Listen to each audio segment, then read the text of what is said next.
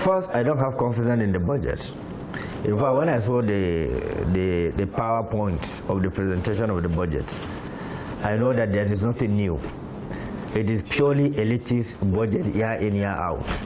There is no digression to accommodate creativity in the economy, you know, for the lower citizens that are trying to have something to do it, including graduates that are now looking for something to do, not necessarily a juicy job, but something that will help them to deal with their life, fund their private life, assist their families, and so on and so forth. Don't forget that some of these graduates, their parents hold their assets to send them to school, and they have graduated. They don't have food to eat, not to talk of helping their parents. This is very pathetic. And then you are providing a budget that do not accommodate how the economy will be creative, how the economy will be opened, and to ensure that millions of people will get engaged. I gave you a similar example in the past when we had interviews.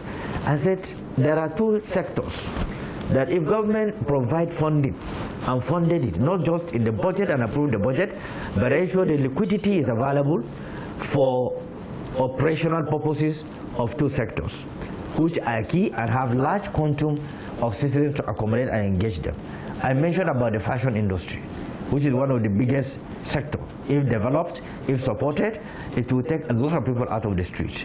I also mentioned about furniture sector, that Nigeria, with a population of almost 250 million, we are still importing furniture. It doesn't make sense. It doesn't define any responsibility in terms of leadership. What it shows that there's lack of creativity, there's lack of initiative, there's lack of deliberate policy to ensure that there's heavy investment in the furniture sector, in the fashion sector, that everybody use in his house or use as a clothes, you know, that the market are automatic.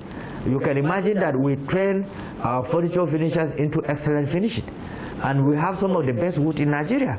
Why do you need to go to Italy or go to Turkey or go to Egypt or go to Dubai to import furniture? Does it make sense? It doesn't make sense. Was it that we are incapable of reasoning and applying that in our own country? The answer is no. What is the problem? Greed. Few people want to kill that market and perpetuate importation of furniture, design clothes, and so on and so forth to satisfy the economy of foreign countries. Instead of supporting our local industries here to grow, that will lead to even exporting the clothes. Before, our attires, both English and we used to import it up to all to African countries. They used to buy it. But today it cannot help itself, not to talk of helping anybody. So the tragedy is that unless we localize this budget to reflect our peculiarity as a nation, so long as we continue presenting elitist budget, and this elitist budget is being presented to the National Assembly members, they were elected purposely, single-handedly, to take care of the pains and peculiarities of the people of their constituency.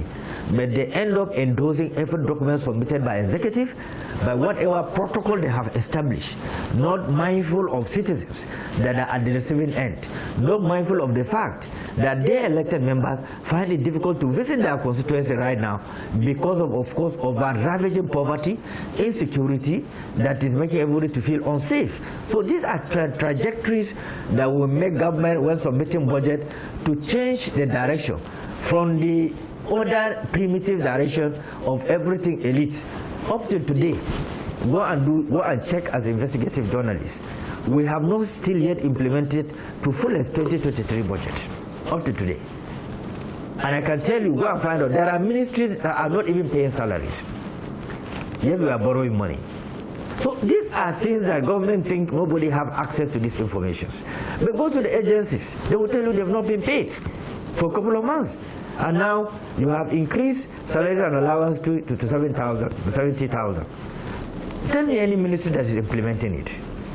And the cost of living have skyrocketed. Now how do you expect civil servants to be loyal when they don't have money to go back home, they don't have money to feed their family? Why would they not sabotage the system? There's no way. So who created the environment for sabotage? It's the government.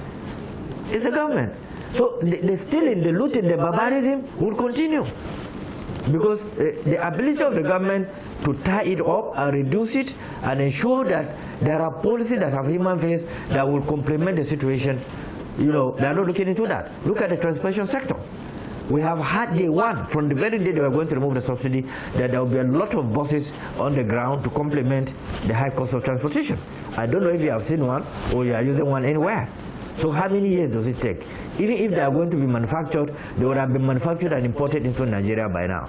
But we have even local assembly plants that ought to have been assisted with a lot of resources to start assembling some of these buses. India is using their local manufacturing system. This keke napep, even when I went to India, I used keke napep. So what is it that we are ashamed of doing as a nation to develop our industries? What are we ashamed of? We are facing the consequences as a nation. We should embrace our gifts. We have so many talents in this country that have been killed. And other countries are taking people that are talented in Nigeria and empower them to empower the economy out there. But for us, if we somebody who is talented, we try to completely disable him. So these are terrible policies that we need to shift away from dramatically.